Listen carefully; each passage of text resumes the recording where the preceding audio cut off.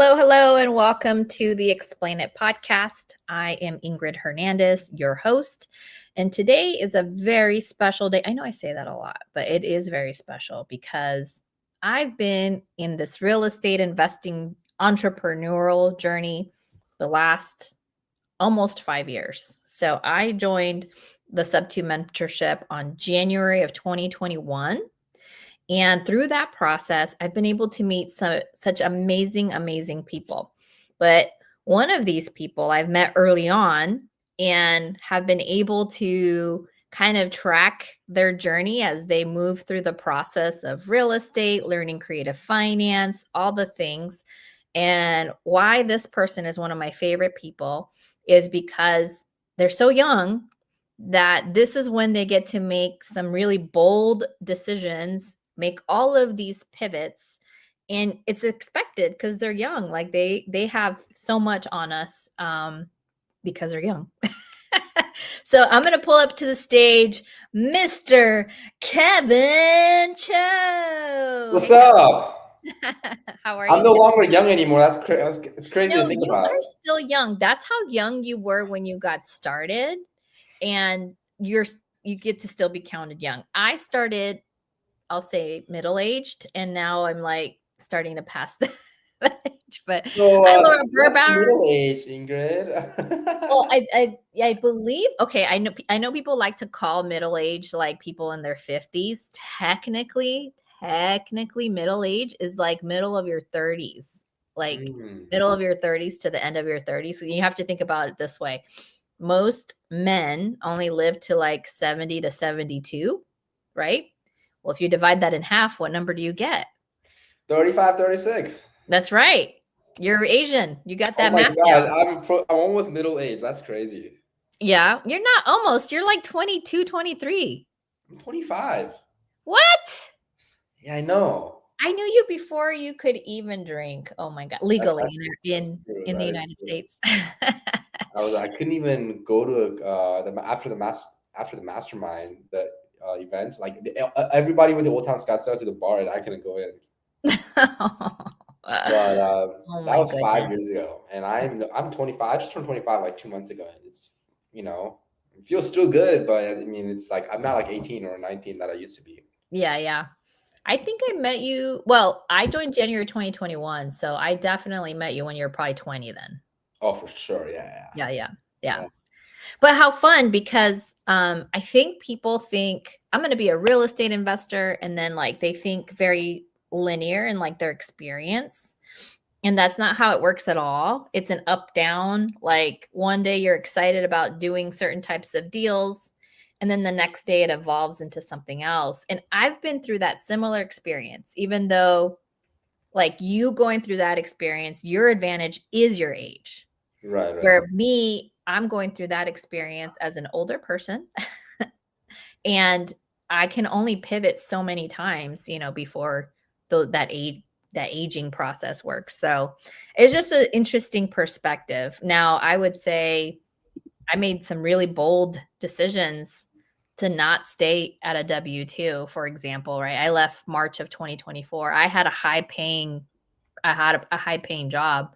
Yeah. And at the time, fixing and flipping was the thing that was paying my bills. So you've had a similar journey where you've gotten into creative finance, you learn from, the master, pace, and then you've pivoted. So, tell the audience like kind of where you started and how and where you're at now.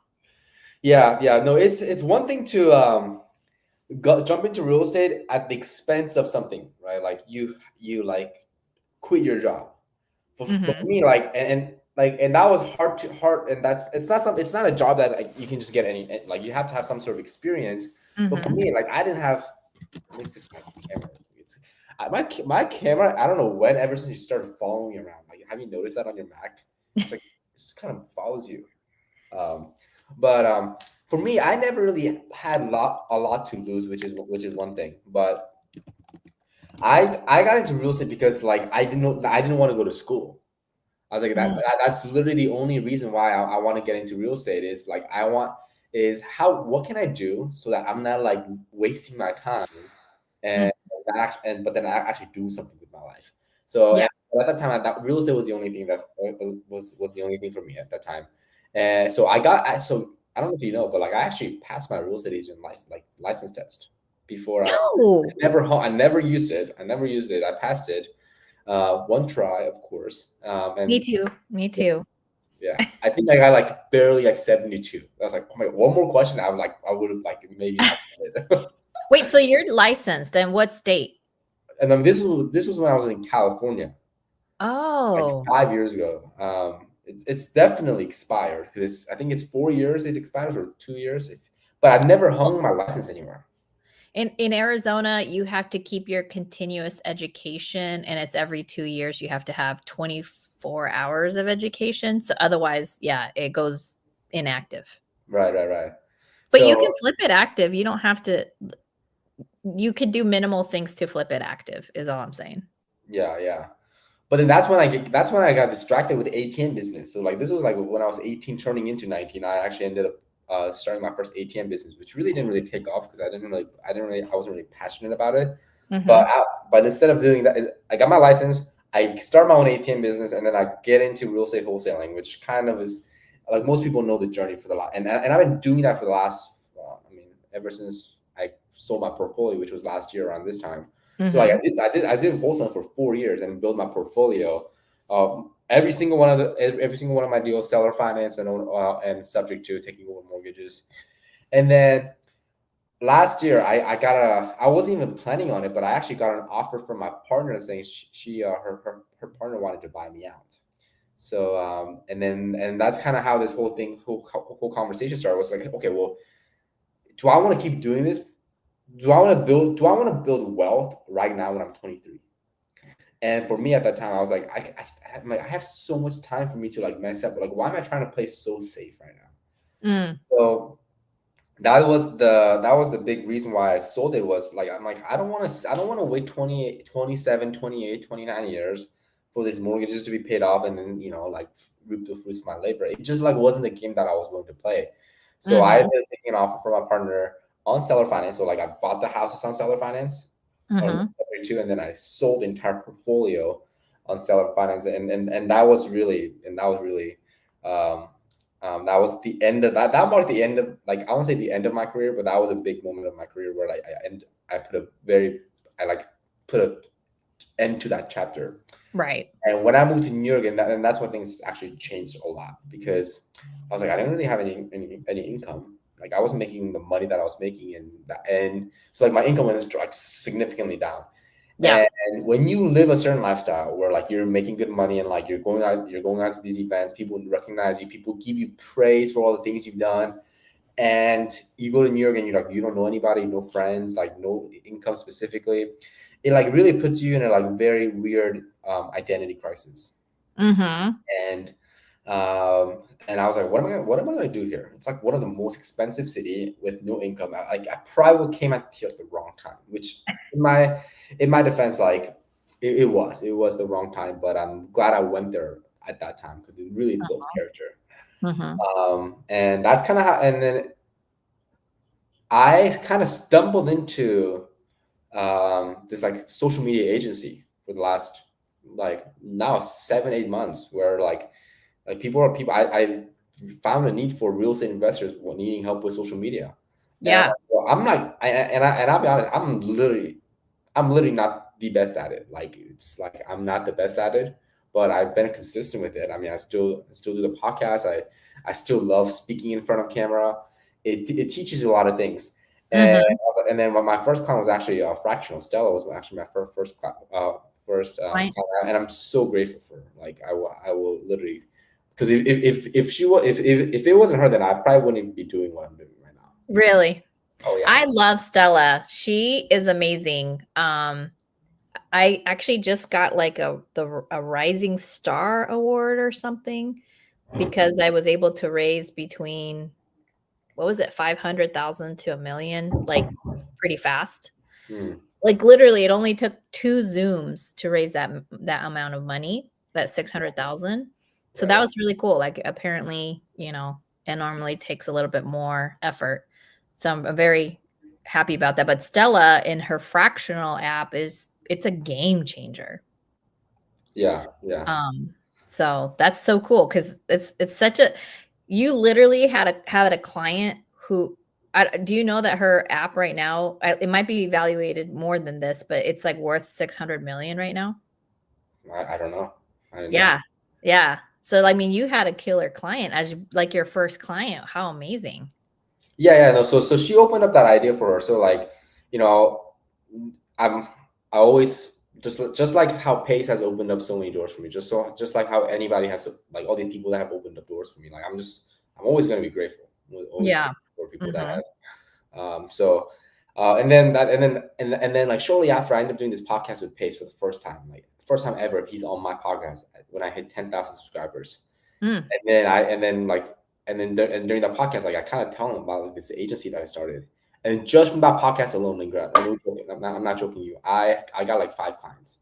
Wow. Yeah, I got like 5 clients just doing that, um, and and so like now I pivoted where like I'm growing the agency. I'm actively growing the agency, and then now it's the most important, the most fun aspect of my life at this moment is just like getting into aviation. Like one of my clients that came from the agency was Chris, who buys and leases airplanes. So I'm in the Yeah. process of buying an airplane from him right now, um, That's so and dope. yeah, so like just and then like I'm in the process of getting my pilot license. So it's just like so cool to see how like things pivoted within the last 14 months. Yeah. Chris was actually on my podcast a couple months ago, and I had no idea what a money maker Chris was. Oh, Ashley Deloney saying she brought you Chris. Oh yeah, actually brought, yeah. She was the one who brought Chris to the table. I told yeah, there you go. Yeah. I totally even like totally even slipped my mind. I was like, yeah, Ashley was like my first ever referral. It's like she was my like first referral ever paid out for my company. So Yeah. That's so dope. I can't believe sometimes just how powerful and impactful sub 2 has been, right? Like I know I sound like a weirdo, but I'm like all my good friends are from sub 2. Like legitimately good friends, like I'm having a shitty day, I need to call somebody to kind of vent, or like literally this past year on how I had to pivot from flipping because I couldn't flip anymore, and if I couldn't flip anymore, I can't pay my bills. So what right. am I gonna do, right? And, like, literally, the network in this group is so significant that I'm grateful for it all the time. And then witnessing your beautiful journey, like, very much like a mama, like my little Kevin Choe, like, like you're going through those experiences. You're speaking of carnivores, by the way, but got bacon and an egg. So um just seeing like all these experiences and how we all kind of persevere and evolve, and seeing you coming into this. So tell us a little bit about your aviation experience so far. So you're now experiencing getting your pilot's license. How's that been? Well, before I get there, I do want to I should say my first referral fee, guys. Okay, well, actually, I'm looking to pay out one more referral fee for you before the end of the year. Um, but it's crazy because like it is something that I've never even thought about doing, like this agency, and then just Mhm. within like a month, I get like 6 clients. And Yeah. I'm back on track, baby. I never even thought about it. I was like, oh shit, I'm back on track. Is Uh, it something you're enjoying though? Because I'll tell you this. So I had a pivot this year, right? And then the last month and a half or so, somebody asked me to fill in a role in their company while they were like stabilizing themselves. And sometimes when you're a yes person and you want to see people succeed, sometimes I say yes to things too fast, not realizing it's not something I want to do. So I had to like go back and say, hey, I really like I really am grateful for our friendship. I value our friendship. However, I said yes too fast because I was trying to be helpful for you, but it's not something I actually enjoy doing. And I felt a little bit empowered that I could say that with such conviction. How are you feeling working this social media and agency, and like is it something that is really triggered something in you where it's like you're enjoying it, it's really cool, like how's your experience been? it's fun because you see the evolution of your clients.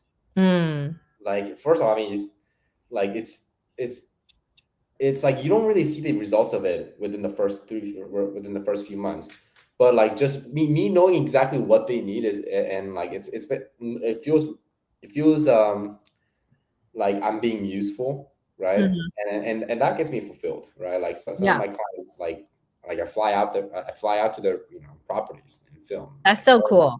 Yeah, so it's like is it like a lot of work? It's like, yeah, I mean, it's everything's a lot of work if you really think Mhm. about it.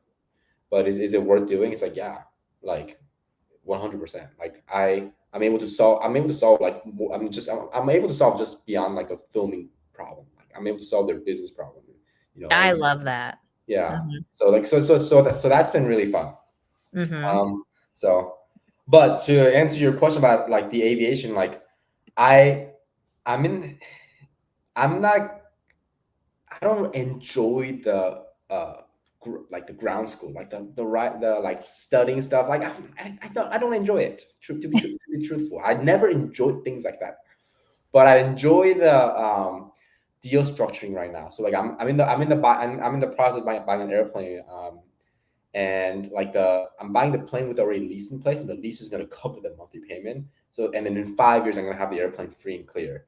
And I'm hopping on the phone call with the title and escrow companies about the airplanes, which is kind of like same process. Like there's lien, there's like insurances, and there's like all of that.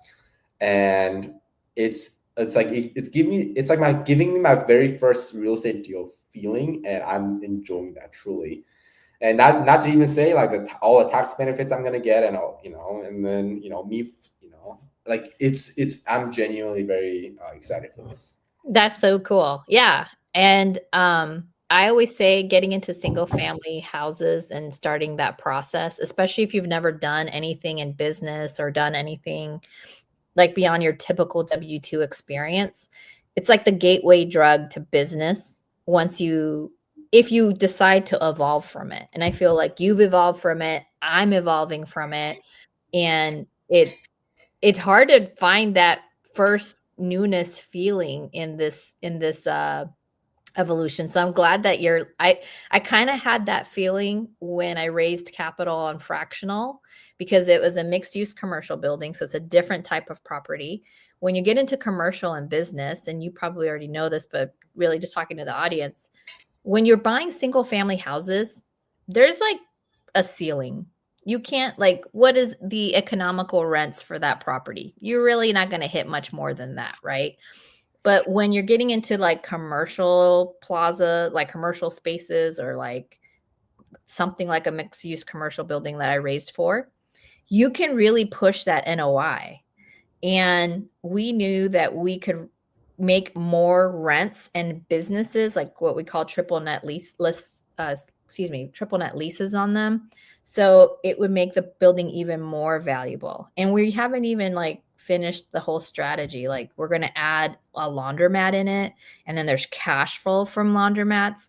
So it like the sky's the limit is what I'm feeling like on more on the business and commercial side of things.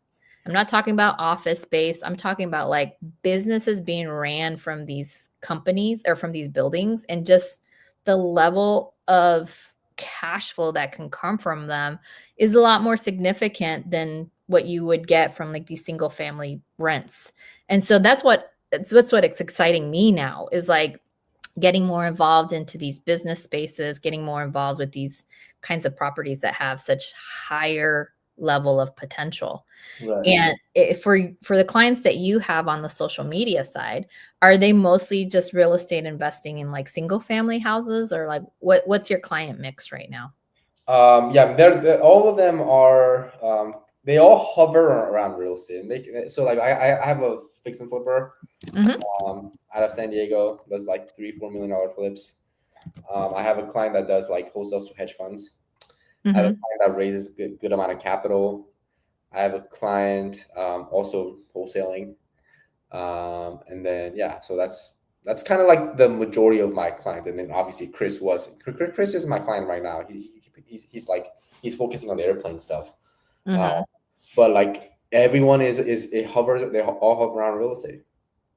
So let's talk a little bit about what your agency can help people with these like businesses, and goals. So what is some of the like what is it that you deliver to them? What is the product?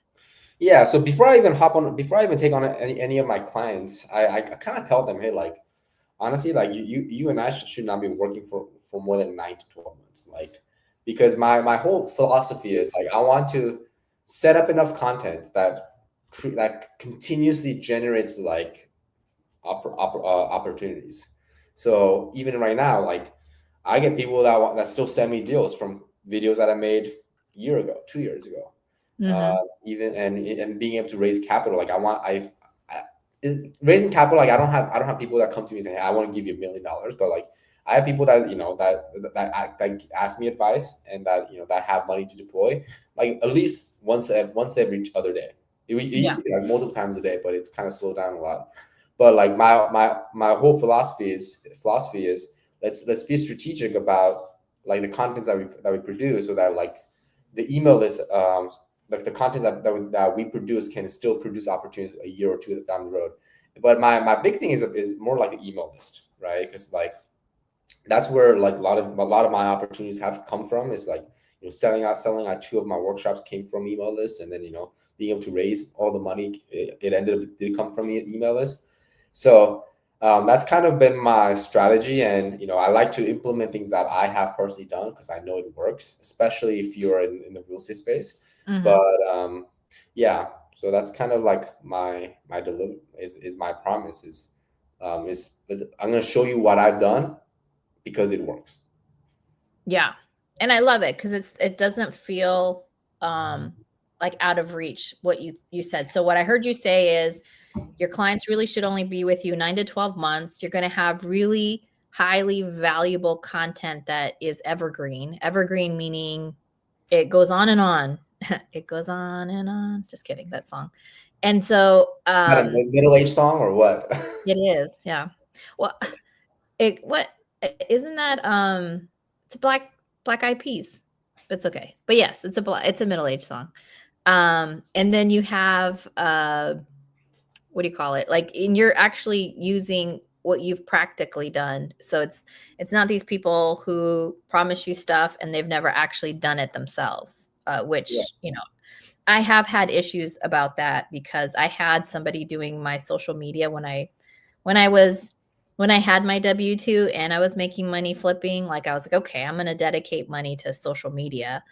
And unfortunately, I didn't like the content that was coming out. I'm like, did you watch what you made for me? It feels like it's not even worth posting. Yeah, because it's sometimes you want to make sure the storytelling is good too, right? Like it's like Yeah. one thing to have good content, but it's like if you say one thing, it's like I bought this house behind me. Hmm. This it's like well, add a context to it, add the story. Hey, like I was able to help a single mom come out of foreclosure, avoiding domestic violence, and then now she's in a better place with in my other house, in my co-living house, or like something Hmm. along those lines. Yeah. And that's kind of what I'm still working on my storytelling aspect of things, but like it's like if you're in front of a camera and you're just like very logical, direct to the point. This is a house. Mhm. Look at this, shaker cabinets. Look at this island. Look at this flooring. It's like we're not like that's not what people want to see.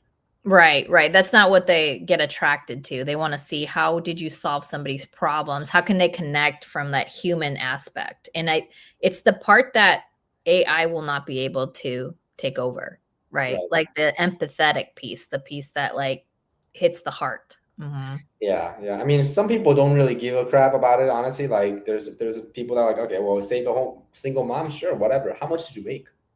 Yeah, yeah. But but then there's like also a pool of people that really want to know the story behind it, right? Yeah, Like every house has a story. Every project has a story. Every project serves so many people, right? Like, yeah. hey guys, this is a foreclosure process. We hope the homeowner safe, whatever. The buyer of this house, got paid. Ended up buying a house that I renovated. My contractors got paid. Escrow officers got paid. The bank Hmm. that held the mortgage got paid. my team, all of them got paid. And when you like take one concept and you can make multiple stories out of it, then it's it's really helpful. Yeah, it's powerful. Mm-hmm. Yeah. Awesome. So, okay, so now you're evolving into this social media agency.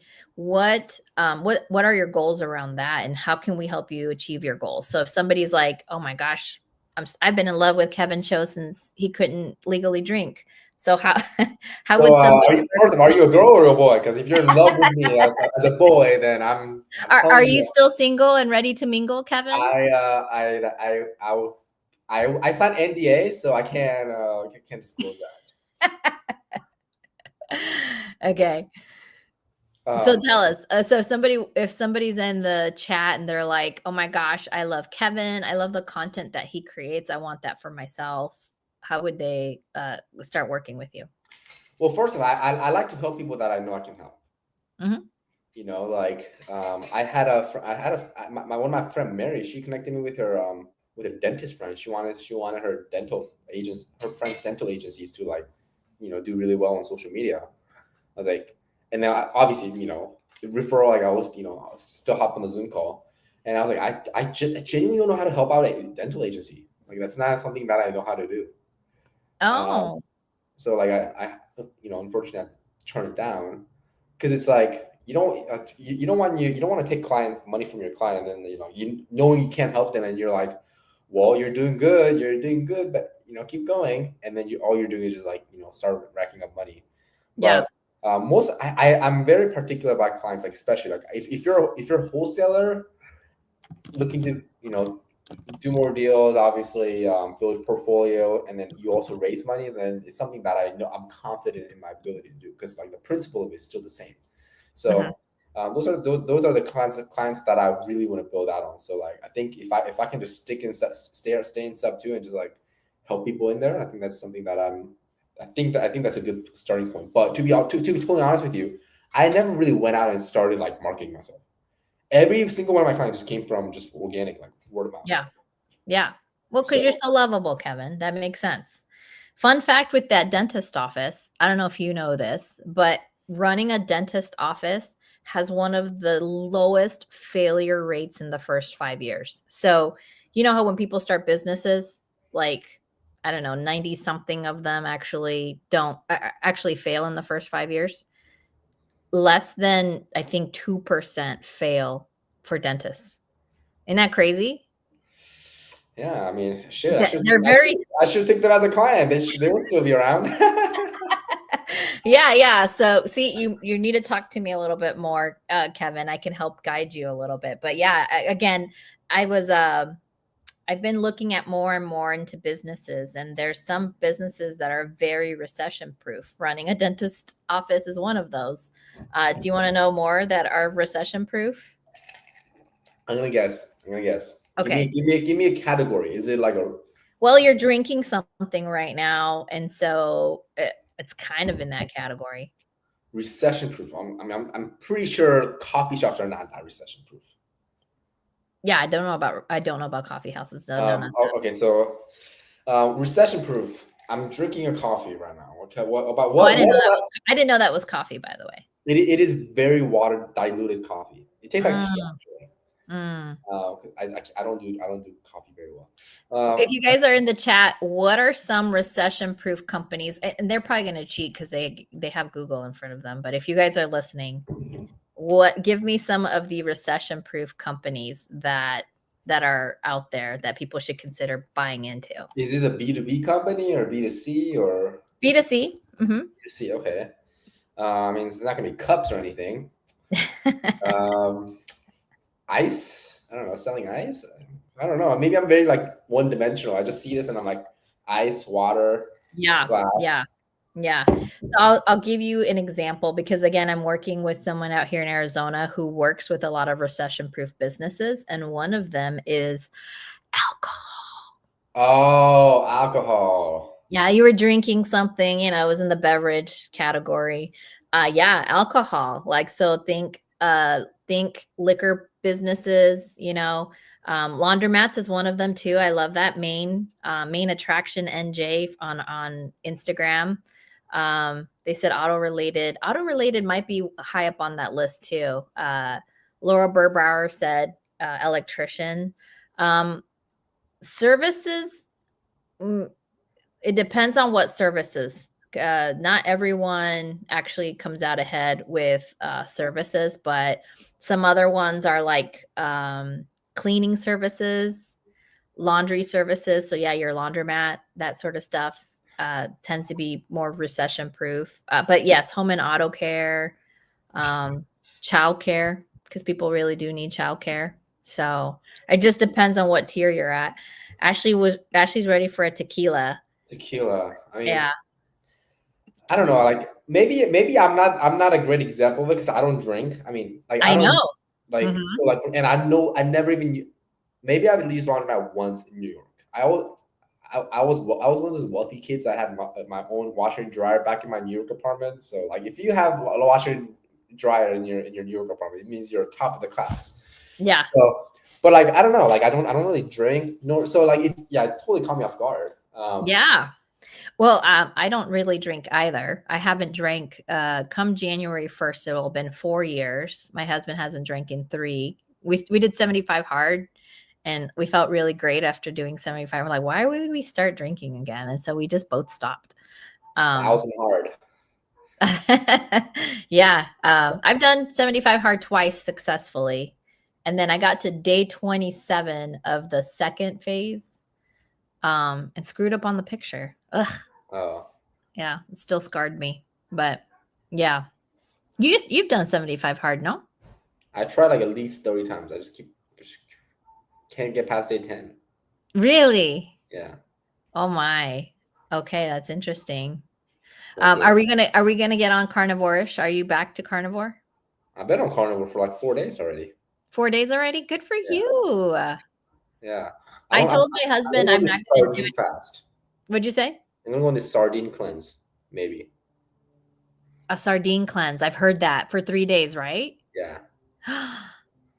Maybe we could do a sardine challenge. I've never done. I don't even think I remember eating sardines. Have you tried sardines? I never had them, but I bought one from Trader Joe's yesterday for like $1. It's like a tin can. Yeah. But I'm doing that, and then I'm also gonna do a 10-day fast. First, January 1st to January 10, something like that. Oh my gosh. Yeah, I've been doing that. I've been doing this fast every year for the last 3 years now. So it's like That's cool. I did a 7-day fast this past February, and you were an inspiration for me because I'm like, if Kevin can do it, I can do it. Yeah.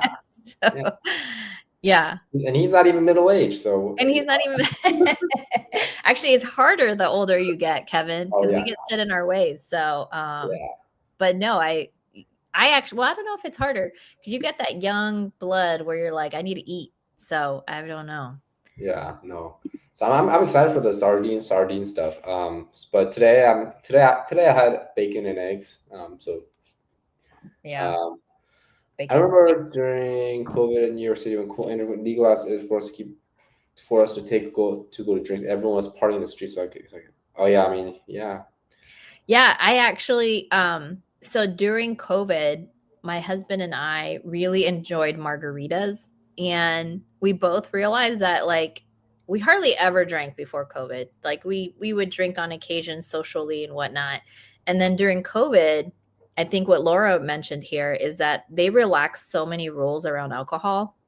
Like you could literally just have people just like what she said, like we would order it, like DoorDash it. And it's like, how do you do that? Right.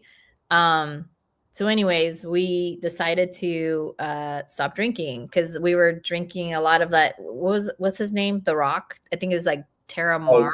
Yeah. The one with the little lightning sign on it. Does it have a lightning sign? I don't remember. Rock tequila. Terramara or something. Yeah, Terramana. Yeah. It was really good tequila. And so, but then my husband and I were like, we never drank this much before. Like COVID has us like stuck at home and adding habits we don't need. So we Yeah. stopped drinking once we started getting back into like 75 hard and whatnot. But okay, I did not know this. Sardines are supposed to be incredible for ketones. Is that right? Yes. Have you watched the podcast with the Diary of CEO? The one, No, it's Stephen Bartlett. Okay. there's a girl named I forget the name of the doctor. But it just got posted like in the last 7 days.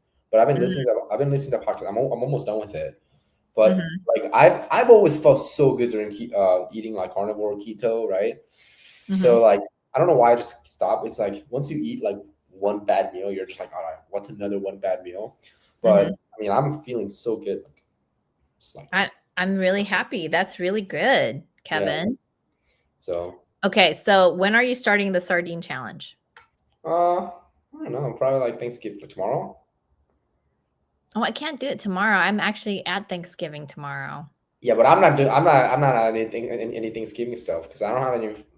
So You don't have family in Dallas? No friends? I mean, I got I might go to a friend Thanksgiving thing, but I don't know if I'm gonna really eat it. Like I feel so good. I don't want to like restart the whole thing over. You know? Mm, that's the sardine podcast. Yeah. Yeah. I would totally well, I was just thinking we should probably at least post on social media. I would do the sardine thing. I would do it. If you Yeah. do it, I do it. But I can't start it tomorrow. I have to start it like Saturday. Boo. No, Boo. I actually am going to. So every year we go to our friend's house in Maricopa, and they do a huge spread of food. And since we don't drink anymore, like we have to partake on the food. But there, have you heard of oyster stuffing? Sounds amazing. I love it. Oyster stuffing is a very unique, like Thanksgiving thing that they do. And we were texting in this big group chat. They're like, okay, guys, what do we have to have this year? I'm like, I know oyster stuffing is really expensive, but I would love some oyster stuffing. I'm like, I'll pay for the oyster. Good for zinc, good for all kinds of stuff, but it's so delicious. They put a lot of heavy cream and oysters. It does come with crackers, though. That's the bad part. But it's so I good. mean, hey, it's it's you only get one Thanksgiving a year, so go for it. But honestly, like you know, I mean, Thanksgiving stuff is so good. My Yeah. stuffing, some cranberry sauce and gravy. Like it's like if I could come up with if I get one fork and you're like Kevin, you gotta like get what you get one fork and that's it. I get a juicy turkey on the bottom. I'll put the gravy on top of it, and I'll take a little gravy and then turkey cranberry sauce, and then I'll try if I can balance the little stuffing on top of it, like that would be like my magical bite. That sounds like a magical bite. Yeah, Mhm. Okay. I'll do is I'll record that for you since unless you want to fly to Arizona, you can come to Thanksgiving with us tomorrow. But go to Maricopa. Are you kidding me? soon enough, you'll be able to fly out here. Maricopa has a couple of airports near it. Oh, really? Okay. Like private airports. Yeah, yeah. Yeah, hmm but Well, that's super cool. So, okay, so now are you going to be focusing on anything that is more health wise? Because I know you texted me and we're like, hey, do you want to go on carnivore? And I'm like, I do, but I have to wait till Thanksgiving is over. yeah. No, I mean, it's so much easier to go on carnivore here in Dallas hmm because it's like I don't like in New York. Like I would literally just go down the elevator and then like walk around for like 3 minutes and there's like a sushi spot, or Yeah. 5 minutes and there's like Italian pasta spot, right? Like it's really hard to go on carnivore when you're like that. Yeah. When you have So all these other temptations around you. yeah, like right now, like I don't really leave the house. My fridge hmm has no carbs in it, like just literally just meat, and so it makes it easier. So I mean, I'm probably gonna go carbs. I mean, go carnivore and focus on that. Yeah, All right. Well, my husband and I are going carnivore-ish on Friday as well. It's mostly animal based, yeah, but protein is the big chunk of the process that we're eating or the food that we're eating. So if you guys want the carnivore-ish list, DM me and I'll send it over to you. Happy to send that over or What, what follow. what's on the list? What's on the list? Oh, I can. Read it out loud. Yeah, I thought I actually had shared it with you before, but let me see. Now, I say carnivore-ish because the one thing we do that is not carnivore-ish is coffee. It's our exception. Oh yeah. But like beef broth, chicken broth, ground beef, beef hamburger patties, any kind of steak beef, beef roast, ground beef, wild caught salmon, canned is okay, shrimp, chicken thighs, chicken breasts, prosciutto, salami, roast beef, any kind of cheese that's you want to go with full fat cheese, don't do low fat. That like low fat is caca. Eggs, bacon, heavy cream, and then raw kefir. Have you had raw kefir before? Kefir, yeah. Yeah. You say kefir, I say kefir. Raw milk, raw honey, avocados, squash, zucchini, sweet potatoes, organic dates, papaya, strawberries, blueberries, butter, tallow, seasoning that's gluten free. I love keto chow electrolytes. Have you had those before? Never heard of them. Keto chow, it has magnesium, calcium, sodium, potassium, trace minerals, so that if you're drinking milk all day, or no, not milk, I meant to say milk, I meant to say water, that it actually gets into your cells. So if, and guys, I'm not a doctor, okay? So, but this is what I do when I'm drinking a lot of water and making sure it gets into the cellular level. The minerals help you do that. Laura eats Parmesan as protein. Yeah, I've heard that. That's great. Parmesan is really high in protein. And then organs. I don't know if you eat any organs. I take desiccated organ pills, although I need to do them more regularly. Yeah, I take the heart and soul supplements. Okay, yeah. Heart. You call them heart and soul. Yeah, yes, for sure. Yeah. Desiccated organs. So they're freeze dried organs, and they're really, really good for you. What's up, Sub 2 Drew? Drew's running like 13 miles every day or something. It's wild. Is he copying me? What? Is he? Are you running that much every day? No. You should look at my steps. In New York, I used to get like 15, 20,000 steps a day. Like I maybe get 7,000. Like let me even check. Oh my goodness. It's like me here in Arizona. I get maybe 2,000 or 3,000 steps. Oh my God, so bad. Like terrible. Oh, there you go. See? You're just like me. 2,600 steps. Are you kidding me? Yeah, it's crazy. Yeah. It's terrible here. Oh, Sub 2 Drew is running a marathon at the end of the year. That's what he's training for. Oh, yeah. I don't like running. I mean, it's not my thing either, so don't. Yeah. So let's go back to your agency stuff. So you're helping people grow their business through social media. I think kind of what you mentioned, it's like evergreen. You're still getting business from stuff that you did 2 or 3 years ago, or even older than that. How many clients are you looking to take on at a time? Probably like one every other week at most. Like I have to cap out at like 8 people. Like, so I have 5. 80? 8. Oh, 8 people. Got it. And then how long does it normally? So if I was like, hey, Kevin, I want you to do my social media, how long does it take to onboard, or how long from the moment I say, Kevin, I want to work with you, to actually working with you, how long does that take? Probably like 2 weeks. 2 weeks? Yeah. It's 2 weeks because like most people don't know what they want, right? So like I had a client like that's like, I want to learn how to do like subject twos. He goes, but now it's like I want to learn how to do like what was it, raps. And I'm like, okay, well, do you want to do subject twos or rap? I mean, we can do both, honestly. But I'm like, what's like, if you say you want to build your portfolio, but if you're gonna sell them off, what's the whole point, right? Mm-hmm. So it's like a lot of it is like they have to be dialed in on what they want.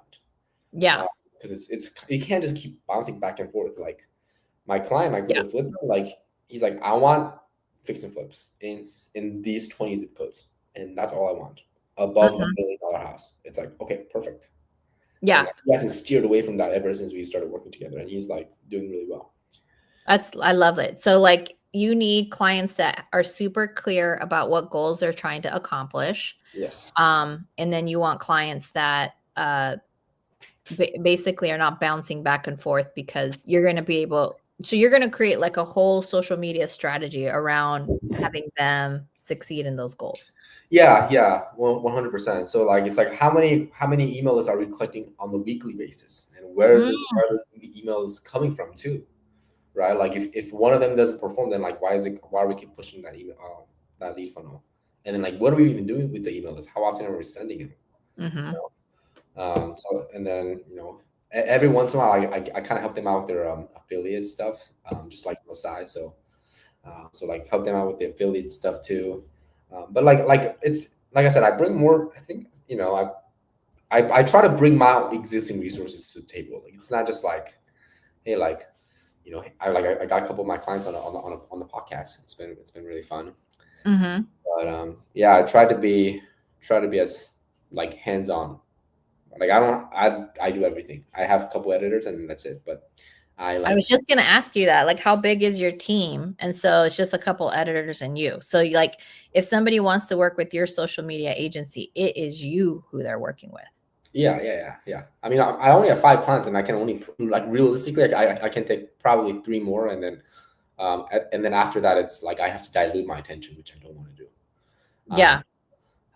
But like I said, like that's. But no joke, Ingrid, like I haven't done any outreach, just like word of mouth. So Yeah. So if somebody in the chat wants to work with you and apply to see whether or not they're a good fit, where would they go? Oh, go to kevinchoemedia.com and schedule a call. kevinchoemedia.com. Yeah. Well, let's go check out your kevinchoemedia.com. I haven't gone there yet. Don't be surprised. It's pretty good. Yeah. Or am I? I love when people say, "Don't be surprised," and then I see my face. Like, wait. What happened? Hold on. Let me see. kevinchoe.com. No, kevinchoemedia.com. kevinchoemedia.com. Where did I have too many tabs open? Oh, there we go. Okay. Post to profit, how I scaled a business through social media. Look at that. Claim your free. Oh, so you have a book and you haven't said anything this whole time. We've been on here for 48 minutes. It's not something that I'm like excited. I'm like, I'll read this book, It's Yeah. I did put it took me it did take me a couple of minutes, but it did take you time to put it together. Look at that. Like, yeah, that's the workshop that I did. Sold out 2 of them just on the email list alone. Yeah, Pace was there. We got oh, that was your house in Ahwatukee, yes? No, that was a Scottsdale one. I rented that. Oh, okay. That's when I got invited out to the Relay headquarters earlier this year. I brought Relay to Pace. I know. They constantly talk about you. Do they? Yeah, they're like, I'm like, yeah, like the Relay girls, like Wendy and Zoe. They're like, they get asked like, how did you guys get into like sub 2? Like, oh, we have a member. Her name's Ingryd. She brought her name up. And I actually remember you bring it up like 3-4 years ago. And yeah, and that's how incredible it is, like, to get an affiliate. Like, I've had them as an affiliate for that long. I'm actually supposed to have a strategy call with them, I think next week, Tuesday or something. Because I think, to your point, that's how powerful social media can be, where you make these relationships. And again, they're evergreen. Like, when people join Relay using my link, I get money from when they first fund their accounts. And I think you have that same setup as well, correct? Yeah, right. Yeah. So it's pretty cool I think I'm too middle-aged for them to tell me to come to their stage, though. Cute little Kevin. Look at how cute you are. I love this. Look how masculine I look. Huh? I said, look how masculine I look. Oh, yes. Look at how manly Kevin looks. Very good. Right. So I love this. Services that drive results. And then you put this website together. It looks really good. It's clean. You like it, huh? Mm-hmm. Yeah. And look at that. Little pop-ups. Look at that. That's so good. I'm constantly judging like how the experiences are on people's websites, because part of that is, do they have their shit together? And this clearly shows you have your shit together, Kevin. I love it. This is Yeah, I'm great. not joking around. Not joking No. around. It's real business out here. Good. I'm Yeah. glad. Okay, so let's see. And then the contact. Let's see. And there you go. So, guys, if you want to work with Kevin Choe, go to kevinchoemedia.com and see if you're his next client. I love it. Yeah. Yeah. That's super good. Okay, stop sharing. Right on. So, awesome. So, tell me, is the reason you moved to Dallas and continuing this is part of it to get into like a new environment and like new I don't know, tell me like why couldn't you do this from New York? Well, first off, I got kicked out of New York. I didn't voluntarily move out. I could not get an apartment there. What? Yeah, I know, it's crazy. I'm Even like, Chris Jean Baptiste wouldn't rent you a room? I mean, I don't even know where he lives. He He like lives I in want, Brooklyn. yeah, no, yeah, but then Brooklyn, it could be like a suburb like Brooklyn. But I wanted Okay, to live in it like a certain like pocket. It's called Lower got it. East Side. It's like only like it's like a less than a mile radius. Mhm. Mhm. I cannot get any apartment for the life of me, so I ended up leaving. But I mean, it was yeah. So I ended up leaving, but I mean, it kind of worked out because like I don't want to stay there for the cold anyway and pay for this Mm. insane rent. But I was Laura was also yeah, Laura's also she said she was in New York. Um, but yeah, so and then one big thing for me was like I wanted to like add aviation to the mix. Yeah. Something that I really wanted to get into, and How, Dallas is a great place for it. so were you just talking to Chris and Chris was like, "I'll teach you how to be a pilot," and you're like, "Yeah, let's do it." Like how did that kind of come together? Well, I actually didn't really bring it up to Chris too much Uh-huh. because I knew he was busy, but I just kind of had the thought about moving out. Like, okay, like if I don't end up getting an apartment in New York in the next like a week, then I'm literally not gonna have a place to go. Mm. So I just said, well, and Chris, I said, hey, if you ever want to learn, get a pilot, like you can use my plane, you can use my ranch. And it was just kind of like it wasn't like a formal invitation. It was like, hey, like if you ever come here, just come use it. And I was like, okay, well, if I'm gonna go anywhere, like I'd rather go to somewhere like red state, warm, business friendly, and that was Texas. Yeah. So I was actually gonna go to Austin, but then I changed my mind like last minute. Like I changed my flight. I was like, I'm not gonna go to Austin. I'm gonna go to Dallas. And Mm. I yeah, love Austin. I've never been to Austin. No? No. Austin's a good spot. I used to do a lot of speaking for my corporate job, and we got to do some stuff in Austin as a result. And I just really love the vibe there. On top of the fact that Joe Rogan is now in Austin, and then they have a lot of comedy places in Austin because Joe Rogan did that. So one of on my bucket list is like go to Austin and go to like all the comedy places they've now have, including the mothership where he now has his club. So that would be my goal.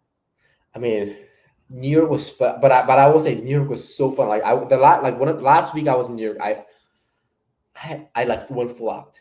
I was like, I'm barely work the bare minimum, and then I literally went out, got not drunk, but I just went out to eat. Like I was out till like 2 in the morning every night. It was so fun. I go to comedy club, comedy cell like last minute, and then I mean, there's so much fun to do. So like I love going to New York. It's one of my favorite cities, even though like the new mayor, I don't know how he's gonna do with all that stuff, but Are you uh, kidding me? Trump is like kissing his feet right now. Everybody's in love with Mamdani right now. It's kind of funny, but well, it's been interesting. yeah, I mean, it's literally politics are kind of always it's always interesting, regardless of who's in the office. Oh, they're all liars. It's two sides of the same coin. One day they hate each other, the next day they're like in love with each other. It's ridiculous. So for sure, we're the one, and who's getting played? It's us. We're getting played for sure. Yeah, But um, I love this for you, Kevin. I love that you are not afraid to pivot. I would say, my son who's 18, his girlfriend who's also 18, they're going to college. And, I had a really long conversation with his girlfriend, and there's a lot of anxiety right now because of where AI is going and this, that, and the other. And then I forget that people get worried about those things, which makes sense to me. But I love that you're going into this. Maybe you're fearful. Maybe you are fearful, but you're doing it anyway, right? You're like, I'm young enough where this is when all of those decisions and mistakes can happen, because you have such a longer timeline to make up for it. Right.